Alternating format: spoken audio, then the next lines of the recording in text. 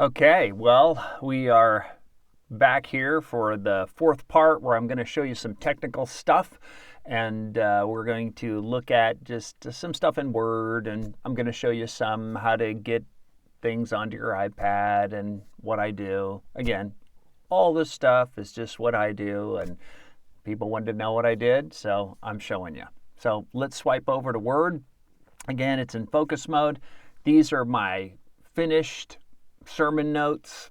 And so what do I do with these after I get them finished? So let me just show you what I do. You know, the document is saved, so I just Control S, but I can Command Shift. I'm using a Mac, obviously. Maybe not, obviously.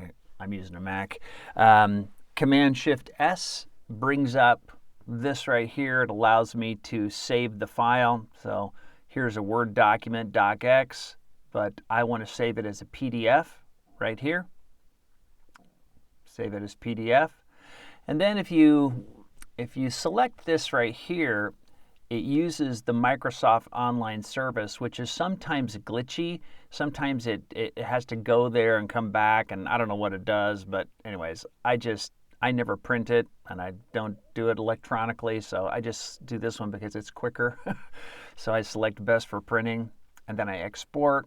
It's going to tell me I need to replace it, so I'm going to do that. Anyways, it's going to tell me my margins are not right, but I don't care because I'm not printing it, so I don't worry about that at all. So right now, I've got it in Word, and I have it saved as a PDF, so I'm kind of ready to go.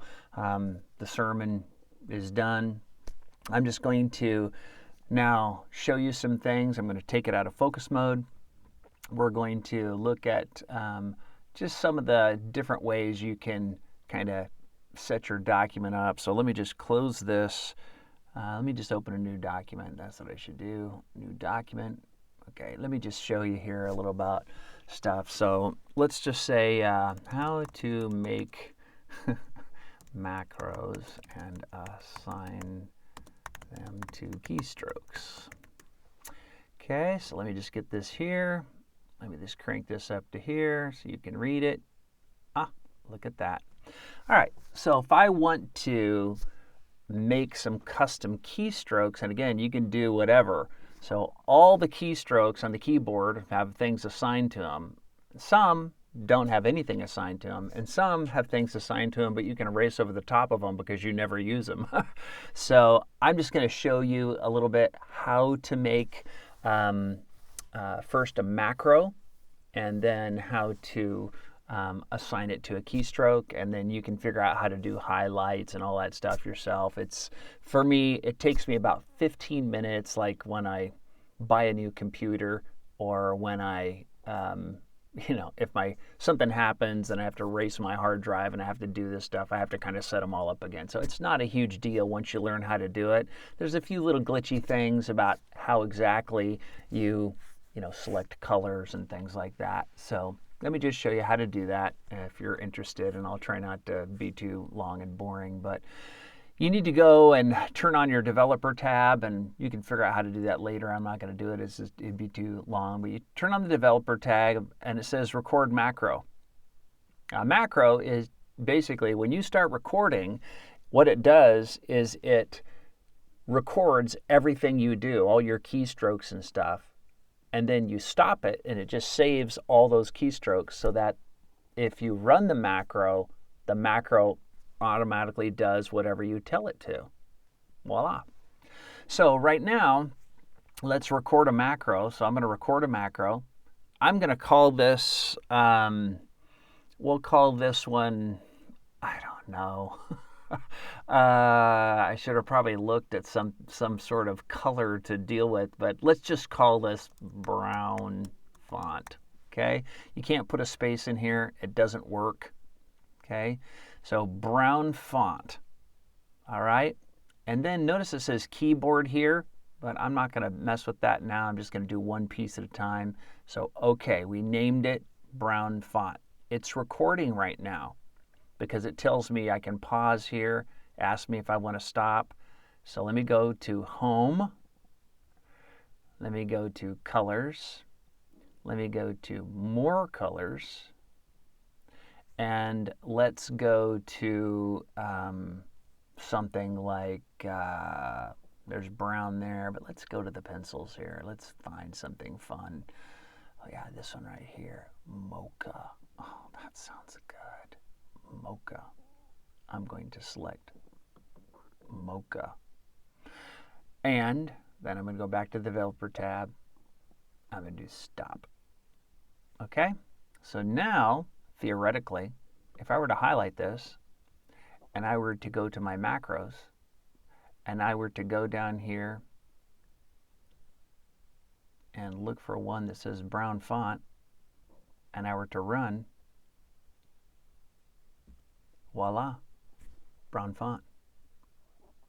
So what the macro did is it just remembered all those steps I did going into. And I just want you to know something, that if you go to home and you click this little pull down here and do these quick colors, sometimes these quick colors don't work. I like to go into more colors, and then I like to use these pencil ones here and select something from here to make my colors out of when I'm recording a macro. It seems to work better.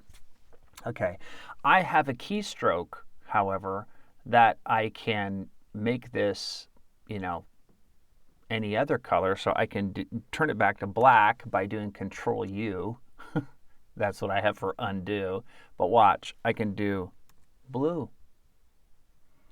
or I can do red, or I can do purple, or I can do green, or I can do magenta. Let's see. No, I can't do magenta. Oh, I haven't set that one up on this computer yet. Oh, that's unfortunate. Anyways, on my other computer I have magenta too. But anyways, I don't do a lot of writing in my recording studio. So there you have it. I can do that. But how do you take that little macro that you made to make colors the way you want them and assign them to a keystroke? So what I'm going to do right now is I'm going to make a magenta macro since I don't have one. So we're going to make one more. Developer tab, record macro. I'm just going to call it pink because it's easier to spell. Pink font. There we go. This time I'm going to click the keyboard. Ah, look at that. Pink font. And press new keyboard shortcut. So I can now pick a shortcut that I want, and I am going to do Control M for magenta, and I'm going to assign it. So when I clicked Control M, this new pink font macro is going to happen, and then I do OK. So now when I'm here or anywhere else, any text, I can go Control M. Oh, it doesn't work. It's like something's broken. Let me go over here and see if I can run that magenta pink. There it is, pink font. Ah, see, it didn't take for some reason. This is what happens sometimes. Oh, let's just stop it right there.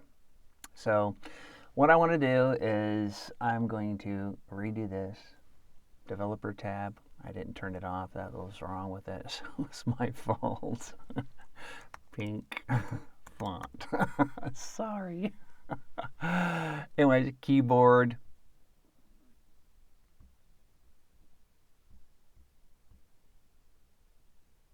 Do you want to replace? Yes, I want to replace. Here's the macro that I still haven't recorded yet. And the shortcut is going to be Control M. I'm going to assign it.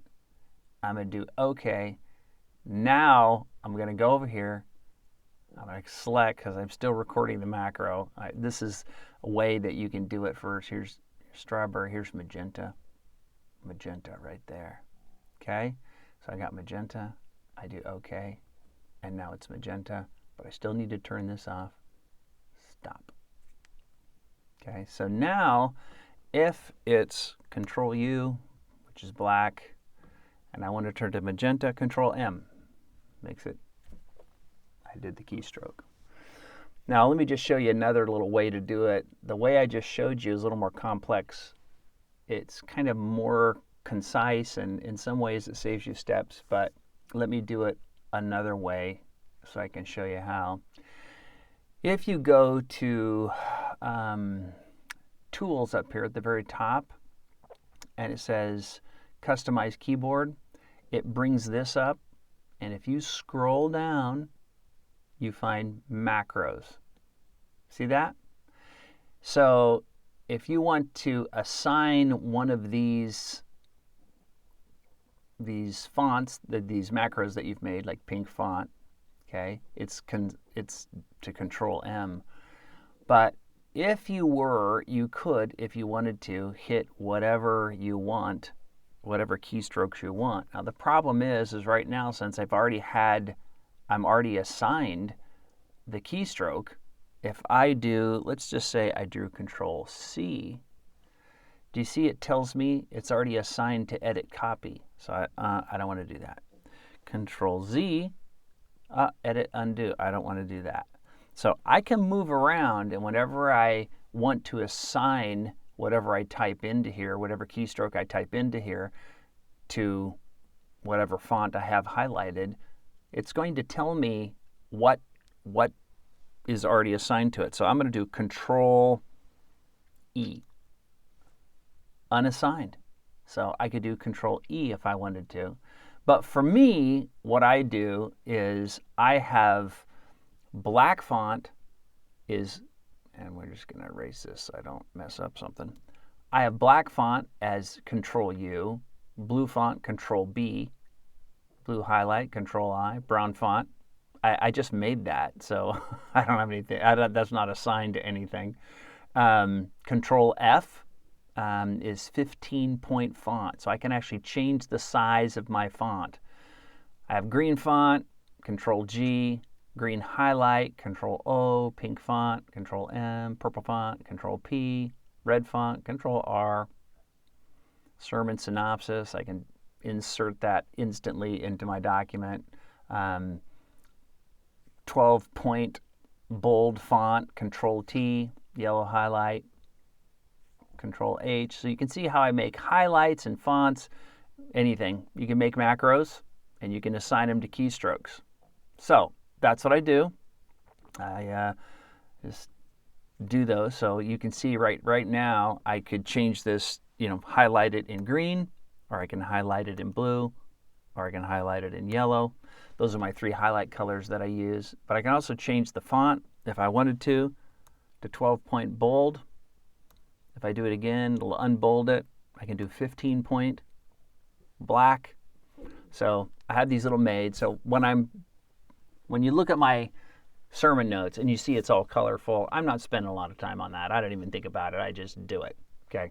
And that's what I do, and everything seems to work just fine, just like that. So I don't want you to think that I'm spending tons of time, making it look colorful, because I'm not. I hardly even think about it anymore. It's when I get on a computer that doesn't have all those macros built into it that it's like, oh, it's a little frustrating. Anyways, so I have this right here. We've already showed you how to save it as a PDF. So what do you do when you're ready to now pull it up on your document, where you're ready to pull it up on your iPad?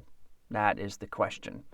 Well, the iPad now, the iPad screen is right here. So let me just show you. If I were to use the Word app, so you can use the Word app for your sermon notes, but it's not very good, and I'll show you why. Here is, again, remember I made the page size, and we might have to go back and deal with that, but I made the page size so that it fits my iPad screen. So my iPad's a couple years old. It's an iPad Pro of some sort, and I think it's 11-inch. Anyways, and so I can scroll up right here. These are my same sermon notes, and this works okay. I can even select this little icon up here, towards the top, and it help expands it and makes it fit whatever screen size there is, so the font isn't little tiny. So for instance, if I were to do a full-size piece of paper and bring it into this smaller screen, it would crush down the page and the font would be really tiny and I wouldn't be able to read it. So that little button at the top helps expands things but also reformats it. So that's why Word often uses, it syncs up with whatever you have. If you're using OneDrive or Dropbox or whatever, it syncs up, and sometimes it's unstable, and sometimes if you don't have a good internet connection, it just doesn't show up, and it's not good to happen when you're preaching. I want something that's super stable. So what I use is I use PDF Expert. You can see the red icon on the bottom. I've used this since it was almost brand new, and I've preached 2, 3, 4 times a week sometimes.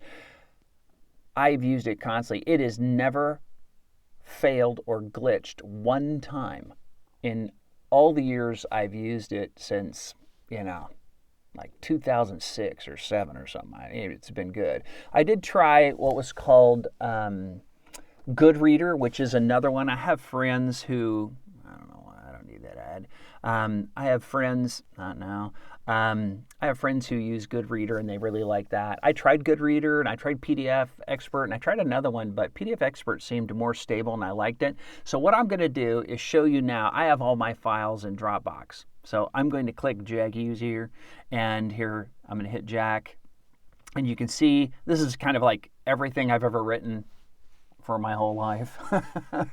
Stuff in the church and charts and church history and my website stuff. And I used to be an elder at a church in London, Grace Life London, Hollow Oak, miscellaneous poems, prayers, New Testament Bible studies, New Testament sermons. There we go.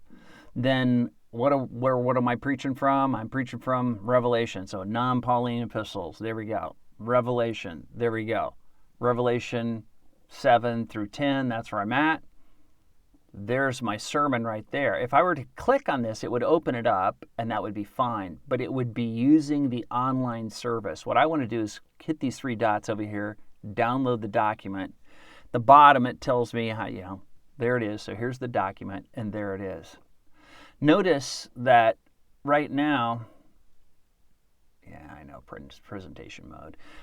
Right now, there's nothing up here like there is on Word. So notice I get more territory because it doesn't show me anything. If I want to edit something, I can do annotate, and this right here shows up. I can swipe off and swipe on. So for instance, if I wanted to highlight some of this in green, I could click on this and just make it green. I don't know. Let me undo that, and that, and that. Or I could do, let's see, underline it. I want to underline this. See that? If you hold your finger down on the color, it brings up these different options. Same here with the highlight. If you hold your finger down on the color, it brings up different options, so you can change that if you want. If you want to insert some text, you can do this, and you click, and you can just type in, hi.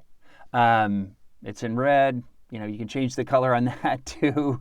Done, go back. So you can erase, you can do all kinds of stuff, insert shapes, stuff like that. You can do freehand if you want to just do freehand. There's just a lot of options here, and you could fiddle around if you want to do that. You can do that kind of stuff. So that's what this annotate is up at the top. And then you have, let me just show you this. Let me swipe this out of the way. PDF, I want this right there. There we go. See, now everything is highlighted. Now I can actually edit the PDF itself because it's actually in PDF edit mode. However, when you do this, if you do too much of this, it kind of glitches on the format, so I don't usually use this very much. For instance, if I were to click on here and I wanted to add God, I wanted to add, let's see, I was trying to use my keyboard. God is love. Okay, so do you see right below here how it's kind of glitchy? I'm going to do done. you see how it's glitchy right there? I don't like that. It doesn't shift everything around. So I can do a little bit of editing, but I pretty much have to add whatever I can subtract. So that feature on here doesn't work. I usually don't do any stuff like that. I do some crossing out and stuff like that. So I'm just going to close this up here. Tap on here, tap on here. What I like about this is, do you see the bottom of the screen? It says 1 of 19. So watch when I switch the page. Do you see this? 2 of 19, 3 of 19. That tells me where I'm at in my sermon. And I want to know that. I want to know where I'm at. So I can also just tap the screen on the right margin and it'll go right. Or tap the left and go back, or I can swipe. Both of those work, but it's really stable. I don't like to do scrolling, and the reason I don't like to do scrolling is there's a few times when I've tried it, when I'm talking and I go to hit the screen and I accidentally flick it with my finger and it goes psh, and I look down and I have no idea where I'm at. I have just scrolled past. I have no idea. It's gone. It just scrolled up into oblivion. So I don't do this. This is very stable. I can swipe it. I can tap it. I can even use the bar at the bottom. Once you get going, you can see actually a little bar in here. You can do it to just kind of race across your whole document. It shows you the page numbers as you do that. I usually don't use this in the middle of preaching. So usually when I'm preaching, I just use this and then I'll just tap on it. Tap on the margin, or I'll just swipe. And that's what I do. It works out great. And again, I've never had it fail, ever, since 2006. And I preach a lot of sermons. A lot. I mean, that's what I do. So there you have it. So I have this right here, and this is now on my iPad. Whenever I get an iPad that has cellular service. So when I need to, and it's an emergency, and it doesn't happen very often, but it's happened a few times when I have to just preach spontaneously. And people want me to preach, and it's like, and I have some notes, but how am I going to get them? Well, if you have cell service, you can hook up to Dropbox and get whatever you need. There was a time when I was way in the mountains, and they wanted me to preach an extra sermon on a topic because we were talking, and they said, yeah, I mean, is there any way you could do a little teaching on that and do like an extra session? And it's like, yeah. I said, is there a cell phone service around here? Because I had checked. I'd turned off my phone because it was just there was no service. And they said, well, if you hike to the top of that hill there, and it wasn't too bad, but if you get to the top of that hill and you get right towards the left side, there's a little crack, a V in the mountains, and you can get a cell tower, and you can actually make calls from that spot only. So I thought, okay, I'll be back. So I ran up the hill with my iPad. I shifted over. I then got the document, and preached on what they wanted me to preach on. So that's what I do. I like it. If there was like, a complete cell tower, failure, you can even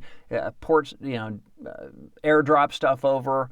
If you have a Mac, you can actually plug a cable in and get it into PDF Expert. So there's different ways of getting it in kind of manually. I never do that. I just use Dropbox. So after I get everything saved, I just go upstairs and pull it up, open up Dropbox.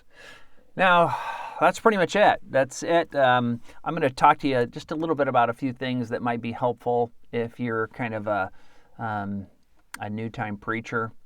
I'm going to talk about saving your documents and your files. I want to talk about this right here. Do you see this right here? These files right here?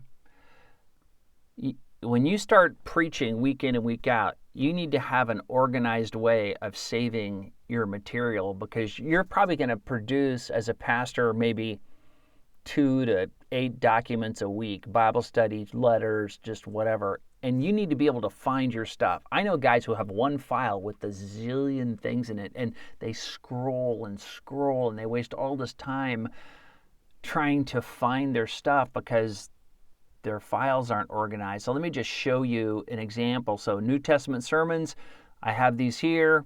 Let's just do Luke. Got that there. So I just break up bigger books like this. So you can see the sermons. I preached a lot of sermons out of Luke. So you can just see these are all my sermons in Luke. So if I always save my documents with the abbreviation of the book, for instance, in this case here, LK for Luke, I do the chapter, and then I do the verse range. That's how I do them all. And then I do a short summary of what it's about. So, brief abbreviation, chapter, space. I don't put a colon in there because that messes with files sometimes. I do the verse range, and then just a couple words that tell me what the sermon's about. So that way, when I want to find something, I can find it. So if I'm Genesis, there we go. We got Genesis 1 through 3, and I preached a lot of sermons in here. So Genesis 1, here is again kind of there it is. There's all my text in Genesis 1, my text in Genesis 2, text in Genesis 3. So you can do that. I also have here things like presentations, PowerPoint presentations. I have seminary classes and stuff, since I've done a lot of that stuff.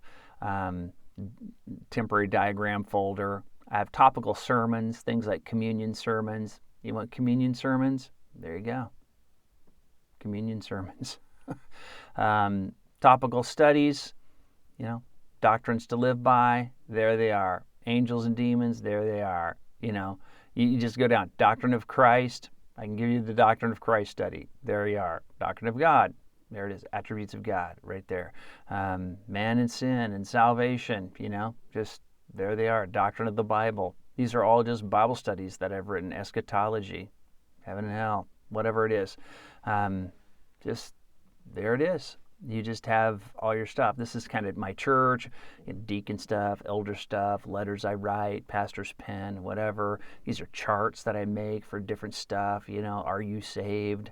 Let me just show you a few of these. This is a chart that's taken from 1 John. Just kind of compares, gives you assurance you're not saved, gives you assurance you are saved. You can just compare all the text in the book.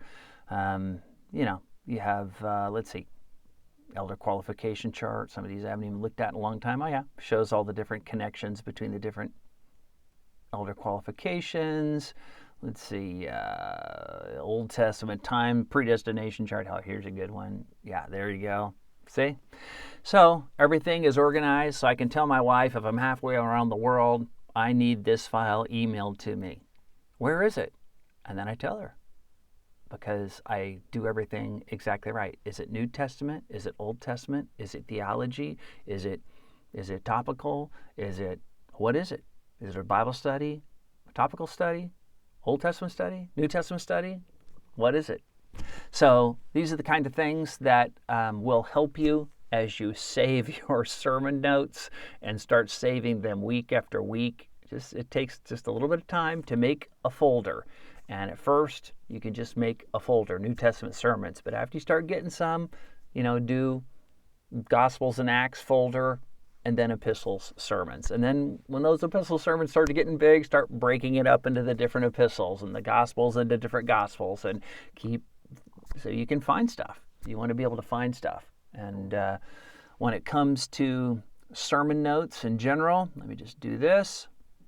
Open recent. Now I put here at the top, I've got the date, I preached it, the scripture reading I did for the scripture reading, I've got the text, and so if I preach this as some other place, I'm going to add in here the abbreviation. I'll probably take out the scripture reading, but I'll put the abbreviation in here of, whatever church and the date, so I know I preached it there in this year. I don't always do the month. I just say, 23, which counts for 2023, and I know I preached it in that date. So that way I keep my sermon notes organized, and then I have a full manuscript. It saves all of my intel and everything, and then you can take these if you want. You can import them into Logos and turn them into a searchable database. Is that amazing or what? Anyways, I hope that helps. A little bit about the technical aspect of how you get your sermon notes from Word into PDF, into an iPad, and a PDF expert or a PDF reader of some sort, and then use that to preach from. It's great, especially if it's nighttime. I've been at a retreat where they asked me to speak. They didn't have any lights, and I'm so glad I had my iPad because the screen's lit. Sometimes it's very bright outside. I'll switch the screen to black and white so that all the white is turned to black and all the colors and stuff reverse, and that seems to work better in the bright daylight. So anyways, there you have it. Hope that's helpful, and you wanted to know, or at least some of you did, about how I put my sermons together, and that's how I do it. And so I hope this step-by-step sermon prep was helpful. I'm going to keep trying to make more videos. If you have things you want me to do, you can go to my website, drivennails.com, and you can email me through there and say, hey, could you do this? Or, ping me on Twitter or whatever, and I'll try to get a video made that will be a blessing to you, or at least put it in my queue to be made. I have a bunch that I want to do. My next series is going to be on preparing and teaching inductive Bible studies. So until next time, stay in the Word. DrivenNails.com is a user-supported ministry.